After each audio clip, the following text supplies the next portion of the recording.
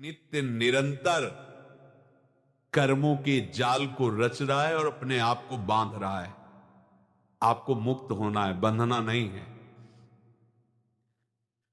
जीव का जन्म कर्मों के अनुबंध से होता है, कर्मों के बंधन से होता है, और उसको अपना ऋण चुकाना होता है। कर्मानुबंध ये बहुत सूक्ष्म विषय है। जैसे आप जिस परिवार में जन्म लिए हैं तो उस परिवार के लोगों से आपका ऋण है, इसलिए उसी परिवार में आप आए हैं।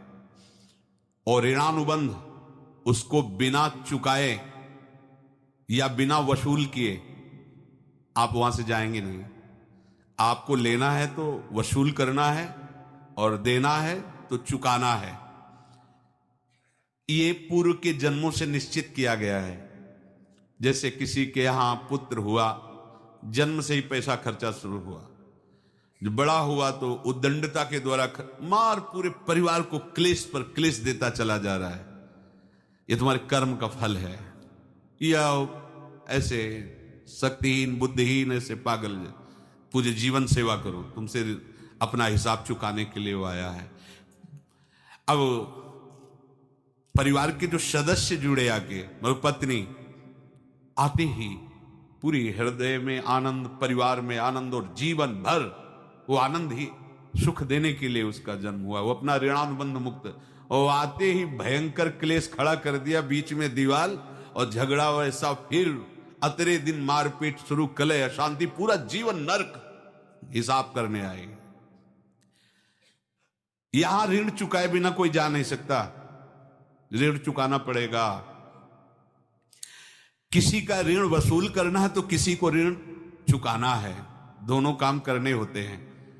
अनेक जन्मों में अनेक लोगों के साथ हमने जो बर्ताव किए हैं, अच्छे या बुरे, वो होंगे। अब किसी आदमी को हम जानते नहीं, अचानक मिला, अचानक टक्कर लगा और मार पीट गाली गुप्ता सब कर दिया, चुपचाप सह लो। क्यों? ये आपका हिसाब है, पूर्व का हिसाब। हमारा उससे कोई द्वेष नहीं, कोई संकल्प नहीं। अचानक घटना घटी और हमसे द्वेष करने लगा, हमें पीटने लगा, हमें गालियां दे, ये हिसाब है, चुपचाप सह जाओ। अपने घर का भाई ही भारी दुश्मन बन गया और क्लेश, हिसाब है। एक प्रभुदत्त ब्रह्मचारी जी की वाणी में पढ़ा था, एक महात्मा जी भ्रमण करते थे तो उस समय असरफियां चलती थी, मोहरे असरफियां, तो उनको भेंट में देते लोग। तो या तो ठाकुर सेवा में लगे तत्काल, या संत सेवा में तत्काल लगे, उसका संग्रह करके डोलना ये ठीक नहीं है। बैरागी के लिए सिद्धांत में ये ठीक नहीं है। तो जब 2, 4, 6, 8 ऐसे मोहरे हुई तो उन्होंने विचार किया कि और भ्रमण करके जब काफी मोहरे हो जाएंगी तो प्रयागराज में जब कुंभ पड़ता है, एक बार पूरे सब अखाड़े के संतों को, अलग अलग संप्रदाय सब संतों को बुलाएंगे और सबको पवाएंगे। अब साधु है तो यही विचार करेगा, और क्या विचार करेगा। तो उन्होंने ऐसे डंडा बनवाया, बेंत, जो ऊपर से चूड़ीदार और भीतर पोला, और मोहरे उसमें डालते गए। और भ्रमण, जहां जहां श्रद्धालु भगत सबके यहां जाना और इच्छा रखना कि एक मोहर तो दे दे दक्षिणा में। कामना कोई भी हो वो बांधती ही है, ध्यान रखना। इसीलिए प्रभु जो चाहे वो करे, अपनी चाह नहीं रखनी चाहिए, अपनी चाह प्रभु की चाह में मिला देनी चाहिए। धीरे धीरे वो छड़ी भर गई। भ्रमण करने वाले महात्मा चूड़ी लगाई, इंतजार करते रहे। जब प्रयाग का कुंभ पड़ा तो चले। तो रास्ते में एक गांव में पूछा जाता है, जैसे कहीं रुको कि कोई श्रद्धालु ऐसा है जो संत सेवी है। तो कुछ लोगों ने बताया, हाँ एक परिवार है, बहुत संत सेवी है, और आपको मिलाते हैं उनसे। आइए महाराज, घर में रुका,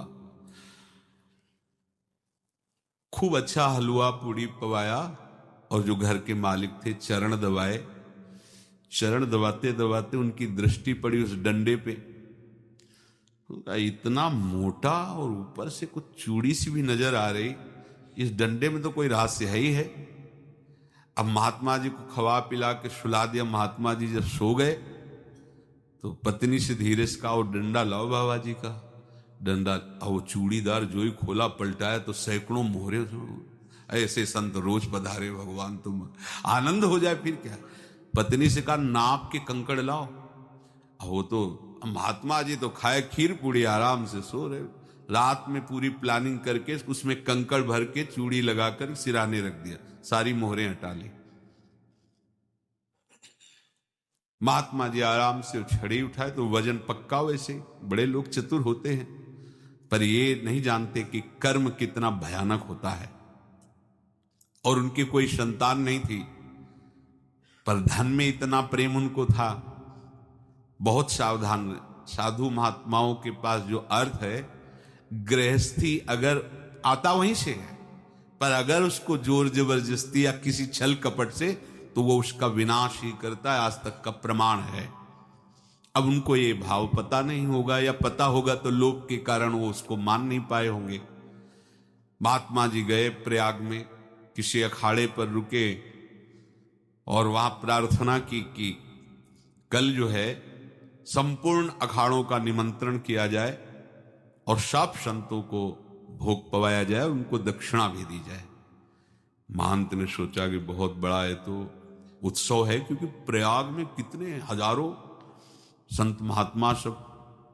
तो उनका, महाराज बोरों इसमें चीनी और टीनों घी लगेगा, सब व्यवस्था। बोले आप मंगाइए, एक एक हिसाब हम करेंगे, हमारे पास सब व्यवस्था है।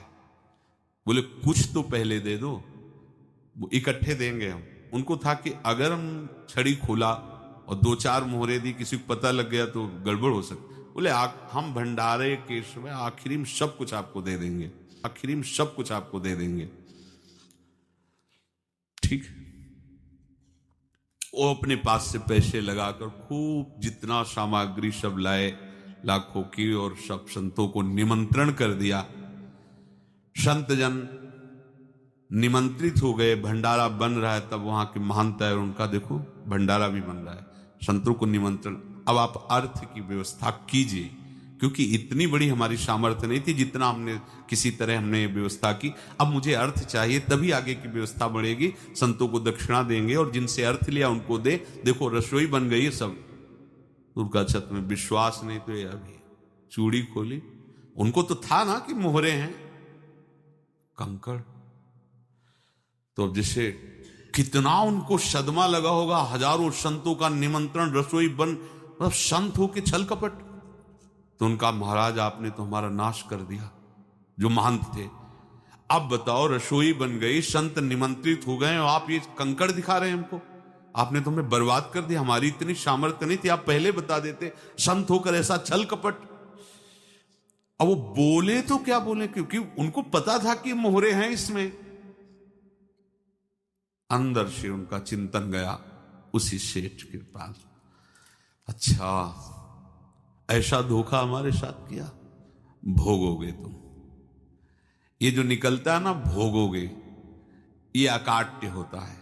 क्योंकि किसी का भी हृदय, मान लो किसी भी जीव जंतु को आप कष्ट दें और उसका हृदय आह भर जाए, तो वो आह वज्र की लेख है, तुम्हें भोगना पड़ेगा। वो देखो भीष्म जी को भोगना पड़ रहा है। सांप को ऐसे धनुष की नोक से उठाया और बंबूल के कांटों के ऊपर फेंक दिया, कई दिन तक छेदा हुआ, वो आह भर करके मरा। तो आपको 6 महीने बाणों की सैया पर आह किसी की ना लेना जिंदगी में।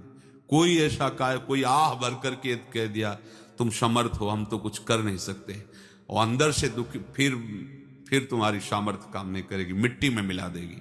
फिर ये तो संत थे, और भगवत आराधना के लिए, संत आराधना के लिए ही ऐसा किए हुए थे। अब इनका कैसे मुंह दिखाएं, अब क्या करें। सुबह संत जन आएंगे, सबके बीच में हमारी कि देखो इन्होंने, अब क्या करें। गए और संगम में जाके छलांग लगाए, अपने प्राण त्याग दिए। अब उनके तो पास मोहरे थी और व्यापार बढ़ा, और 9-10 महीने बाद ही लड़का हुआ।